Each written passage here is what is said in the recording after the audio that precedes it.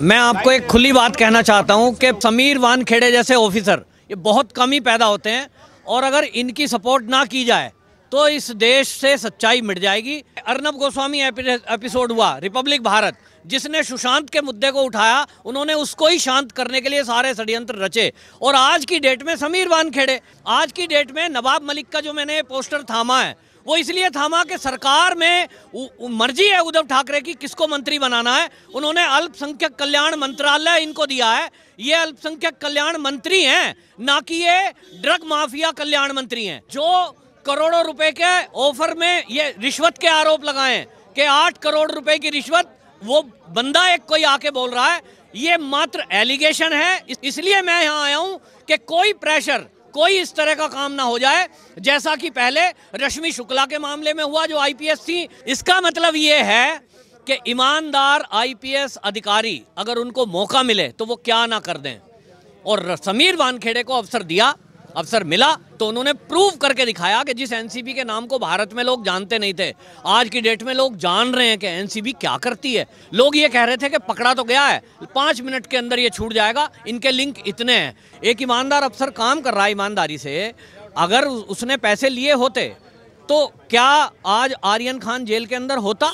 समीर वानखेड़े ने कहाँ हाथ डाला है? मधुमक्खी के छत्ते को छेड़ा है, जहां ड्रग माफिया हैं जिनके तार विदेशों में बैठे हुए आतंकवादी के आकाओं से जुड़े हुए हैं। ये अरबों खरबों रुपए का व्यापार है। तो इसमें सीधा जो टक्कर ली है ये कुछ नवाब मलिक से नहीं, ये लिया आतंकवादियों से सीधा। मैं कहूँ समीर वानखेड़े को सपोर्ट करने के पीछे क्या, किस तरीके सपोर्ट कर रहे हैं आप समीर वानखेड़े के लिए? देखिए, मैं आपको एक खुली बात कहना चाहता हूँ कि समीर वानखेड़े जैसे ऑफिसर ये बहुत कम ही पैदा होते हैं और अगर इनकी सपोर्ट ना की जाए तो इस देश से सच्चाई मिट जाएगी। और जो हम नारा देते हैं ना कि सत्य की विजय होती है, वो सत्य की विजय फिर कैसे होगी जब असत्य ही हावी हो जाएगा? तो सत्य की जय कैसे होगी? महाराष्ट्र सरकार का अगर इतिहास देखेंगे, जब से ये उद्धव सरकार आई है, यहाँ पर रश्मि शुक्ला नाम की इंटेलिजेंस हेड बनती है पुलिस की, वो एक घोटाले का खुलासा करती है ट्रांसफर पोस्टिंग का, उसको परेशान किया जाता है। फिर यहाँ सुबोध जायसवाल जो डीजीपी थे वो परेशान किए जाते हैं और दोनों अफसर अपना ट्रांसफर करा लेते हैं केंद्र में, क्योंकि वो कह रहे हैं कि हमें महाराष्ट्र सरकार में प्रताड़ना मिल रही है। उसके बाद आप देखिए कि अर्नब गोस्वामी एपिसोड हुआ रिपब्लिक भारत, जिसने सुशांत के मुद्दे को उठाया, उन्होंने उसको ही शांत करने के लिए सारे षड्यंत्र रचे। और आज की डेट में समीर वानखेड़े, मतलब महाराष्ट्र सरकार एक के बाद एक केवल एक कार्यक्रम चला रही है कि वहां अपराधियों को संरक्षण करना और जो ईमानदार ऑफिसर हो या ईमानदार मीडिया कर्मी हो, कोई ईमानदार चैनल हो, उसकी आवाज को दबाना, उसके लिए पूरी ताकत झोंक देंगे। आज की डेट में नवाब मलिक का जो मैंने पोस्टर थामा है वो इसलिए थामा कि सरकार में मर्जी है उद्धव ठाकरे की किसको मंत्री बनाना है। उन्होंने अल्पसंख्यक कल्याण मंत्रालय इनको दिया है, ये अल्पसंख्यक कल्याण मंत्री हैं, ना कि ये ड्रग माफिया कल्याण मंत्री हैं। लेकिन इनके जो कारनामे हैं आज की डेट में नवाब मलिक के, वो ऐसे दिख रहे हैं कि ये ड्रग माफिया कल्याण मंत्रालय संभाल रहे हैं और उनके संरक्षण में उतर आए खुलकर। मतलब आज तक कभी भी राजनीति और बदमाशों का गठजोड़ हमने देखा है, सुना है, लेकिन चोरी से, पीछे से। लेकिन खुलकर कोई ऐसा मंत्री पद पे बैठा हुआ व्यक्ति एक वकील बनकर उतर जाएगा, सीधा ड्रग माफियाओं को लाभ पहुंचाने के लिए समीर वानखेड़े को टारगेट किया जा रहा है। सबसे पहले इन्होंने शुरुआत की बहन की फोटो को लेकर, फिर माँ को लेकर, फिर पिता को लेकर, फिर पत्नी को लेकर और अब जाति को लेकर, फिर धर्म को लेकर। सीधा टारगेट दिखाई दे रहा है कि समीर वानखेड़े जैसा अफसर ये जांच ना करे, वो खुद ही अपना एप्लीकेशन दे दे कि जी मेरा ट्रांसफर कर दो। उतना प्रताड़ित, टॉर्चर किया जा रहा है। और आपको एक राज की बात बता रहा हूं जो मुझे शंका है, और शंका ये है कि जो करोड़ों रुपए के ऑफर में ये रिश्वत के आरोप लगाए कि 8 करोड़ रुपए की रिश्वत, वो बंदा एक कोई आके बोल रहा है, ये मात्र एलिगेशन है। इसका मुझे शक है, मैं श्योर नहीं कह सकता। वो एनसीबी के डिपार्टमेंट उसकी जांच कर रहा है। दूध का दूध, पानी का पानी होना चाहिए।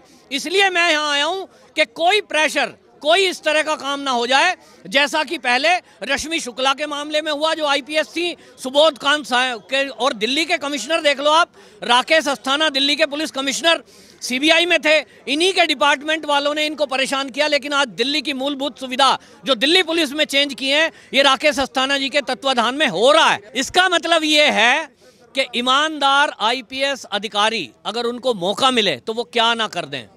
और समीर वानखेड़े को अवसर मिला तो उन्होंने प्रूव करके दिखाया कि जिस एनसीबी के नाम को भारत में लोग जानते नहीं थे, आज की डेट में लोग जान रहे हैं कि एनसीबी क्या करती है, ये होती क्या है। और जिस तरह से बड़े बड़े ड्रग पैडलर पकड़े हैं, कोई सोच नहीं सकता था कि किंग खान कहा जाने वाला शाहरुख खान के बेटे को कोई जेल में डाल सकता है। लोग ये कह रहे थे कि पकड़ा तो गया है, 5 मिनट के अंदर ये छूट जाएगा, इनके लिंक इतने हैं, इसके पिता क्रूज भी खरीद सकते हैं, इतने पैसे उनके पास हैं। आज की डेट में समीर वानखेड़े जैसे ऑफिसर ने बता दिया है कि अभी भी इस देश में ईमानदार अफसर हैं और उनके बेस पर एनसीबी जैसी संस्था की पहचान है। लेकिन दुर्भाग्य से एनसीबी ने किसी एक के कहने पर कोई एक एफिडेविट दिया किसी व्यक्ति ने, गवाह ने, कि साहब मेरे सामने पैसों की डील हुई है, और उसके बेस पर जैसा कहा जा रहा है, पुख्ता नहीं है लेकिन कहा जा रहा है कि दिल्ली में उनको बुलाया गया है जांच के लिए। आप अपनी सफाई में क्या कहना चाहते हैं? एक ईमानदार अफसर काम कर रहा है ईमानदारी से, अगर उसने पैसे लिए होते तो क्या आज आर्यन खान जेल के अंदर होता? निश्चित रूप से नहीं होता।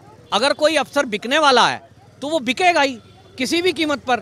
तो सरकार की तरफ से जिस तरीके से बार बार पे एलिगेशन लगाए जा रहे हैं, इसी बीच समीर वानखेड़े की बहन यास्मीन वानखेड़े की तरफ से कहा गया है कि अगर आपको इसी तरीके से एलिगेशन लगाने हैं तो लगाते रहिए, अगर आपको सच में कुछ चीज़ें मिलती हैं तो कोर्ट जाइए, हम कोर्ट के हिसाब से और डॉक्यूमेंट्स के आधार पर जवाब देंगे। देखिए, इस देश में न्यायपालिका है और न्यायपालिका पर भरोसा करना चाहिए। तो ये जो महाराष्ट्र की सरकार है, इनको न्यायपालिका पे भरोसा क्यों नहीं है? केस चल रहा है, वो केस पुटअप कर रहे हैं, और जितना भी समीर वानखेड़े ने जो भी सबूत जुटाए हैं वो न्यायपालिका में हैं। और न्यायपालिका में होने के कारण से समीर वानखेड़े ने जो प्रस्तुत किए हैं प्रमाण, उसी के बेस पर आर्यन खान को जेल हुई है। तो मैं ये कह रहा हूँ कि क्या इस देश की न्यायपालिका पर नवाब मलिक को भरोसा नहीं है? ये जो जितने लोग हल्ला कर रहे हैं इनको भरोसा नहीं है? होना चाहिए। एक मंत्री हो आप जिस तरह की बयानबाजी नवाब मलिक की देख रहे हैं, वो तो बिल्कुल एक तरफा ऐसी हो गई कि जैसे नवाब मलिक कोई इन्वेस्टिगेशन एजेंसी चलाते हैं और उनके पास पुख्ता जानकारी आ गई। और वो समीर वानखेड़े को आप ये देखिए कि जितने एलिगेशन उन्होंने लगाए सभी तो फर्जी पाए गए, एक भी तो प्रूव नहीं हुआ। तो ये जो रिश्वत वाला मामला है, ये भी मेरे विचार से फर्जी वाला है। इसकी पहले से उम्मीद थी कि ये एलिगेशन लगाने के लिए, रास्ते से हटाने के लिए और जांच से समीर वानखेड़े को हटवाने के लिए, आप देखना अभी कोर्ट में जाएंगे और कोर्ट से ऑर्डर कराएंगे कि क्योंकि इनके ऊपर एलिगेशन है, रिश्वत लेने का शक है, जब तक वो पूरी जांच ना हो जाए तब तक इनको हटा दो। जांच चलती रहती है इस देश में 2-3 साल, इतनी देर में तो आर्यन खान बरी हो जाएगा। यही इनकी चाल है कि ये जो नवाब मलिक हैं, अल्पसंख्यक कल्याण मंत्रालय का मतलब इन्होंने समझ लिया है केवल गलती से कि ड्रग माफिया कल्याण मंत्रालय, और इसलिए ड्रग माफियाओं के बचाव में उतर गए हैं। ये बात अलग है कि ये जोनल डायरेक्टर समीर वानखेड़े को लेकर लगातार ये भी चीज़ें उठ रही हैं कि जिस तरीके से पूरी की पूरी सरकार उनके खिलाफ बयानबाजी दे रही है, नवाब मलिक की तरफ से धमकियां दी जा चुकी हैं, तो क्या समीर वानखेड़े की जान को खतरा है? और इन सब चीज़ों को मद्देनजर रखते हुए सेंट्रल जो गवर्नमेंट है उसको सुरक्षा दे देनी चाहिए समीर वानखेड़े को सेंट्रल गवर्नमेंट की तरफ से। बिल्कुल बिल्कुल। आपको बताऊं, समीर वानखेड़े उन अफसरों में हैं जिन्होंने, जब वो एक्साइज में थे तब किस पे हाथ डाला था? इस शाहरुख खान पे, क्योंकि 1.5 लाख रुपए की जो पेनल्टी लगी थी वो भी छोटी मोटी बात नहीं है। शाहरुख खान का बैग चेक करना अपने आप में एक बड़ी बात है, जो मुंबई में रह रहा हो। तो समीर वानखेड़े ने कहाँ हाथ डाला है? मधुमक्खी के छत्ते को छेड़ा है, जहाँ ड्रग माफिया हैं, जिनके तार विदेशों में बैठे हुए आतंकवादी के आकाओं से जुड़े हुए हैं। ये अरबों खरबों रुपए का व्यापार है। तो इसमें सीधा जो टक्कर ली है, ये कुछ नवाब मलिक से नहीं, ये लिया आतंकवादियों से सीधा मैं कहूँ। तो ऐसे अफसर को संरक्षण करना, उनकी जान की सुरक्षा करना, ये सरकार की जिम्मेदारी बनती है। वरना आपको बताऊं कि आपके चैनल के माध्यम से पूरे भारत में और दुनिया में ये चैनल देखा जाता है, लोग समझ रहे हैं। और आईपीएस अधिकारी या आईएएस अधिकारी जो ईमानदार होंगे वो कहेंगे कि जब ईमानदारी का फल ही कुछ नहीं मिलना, उल्टा एलिगेशन लगने हैं, अपनी सफाई में आना पड़ेगा, तो ईमानदारी का फ़ायदा ही क्या है? फिर तो समीर वानखेड़े के पहले जैसा होता रहा है सब मैनेज हो जाते। तो जान की बिल्कुल खतरा है जान को, और जान को खतरा है इस जानते हुए भी ये सब षड्यंत्र करे जा रहे हैं ताकि उनको ये महाराष्ट्र सरकार पकड़े और साजिश के तहत जेल में डाल दे। उसके बाद वहाँ क्या हो सकता है ये सब आप जानते हो। दिल्ली में आए हुए हैं समीर वानखेड़े और जिस तरीके से सपोर्ट दिखाई दे रहा है कि दिल्ली की जनता लगातार सपोर्ट कर रही है, देश भर से सपोर्ट समीर वानखेड़े को दिया जा रहा है, तो क्या महाराष्ट्र की जो सरकार है वो कमजोर कर पाएगी समीर वानखेड़े या फिर एनसीबी की कार्रवाई को रोक पाएगी?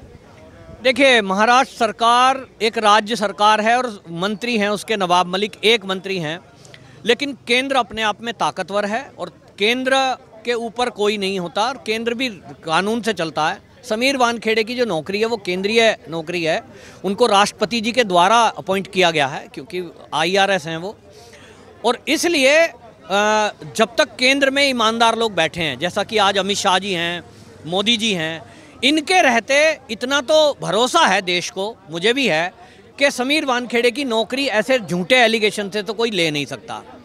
दूसरी बात, जो ईमानदार अफसर हैं उनकी कद्र ये केंद्र सरकार, मोदी सरकार कर रही है। जो मैंने 2 नाम पहले IPS अधिकारियों के लिए जिनको प्रताड़ित किया गया था महाराष्ट्र के अंदर, रश्मि शुक्ला और सुबोध जायसवाल, ये दोनों अफसर IPS अधिकारी परेशान थे महाराष्ट्र में, ट्रांसफ़र करने के लिए application the. By chance Modi सरकार और गृह मंत्री अमित शाह हैं, उन्होंने देखिए उनको बढ़िया नौकरी दी और उनको सेव भी किया। ठीक इसी तरह समीर वानखेड़े को ट्रांसफ़र करके यहाँ लाया गया NCB में, तो केंद्र के रहते उनका कोई बाल बांका नहीं कर पाएगा, बशर्ते कि जो षड्यंत्रकारी हैं उनका खुलासा हो और आप जैसे अच्छे पत्रकार जो है, सच्चे पत्रकार, लोगों की बात को जनता तक और सरकार तक पहुँचाएँ। धन्यवाद।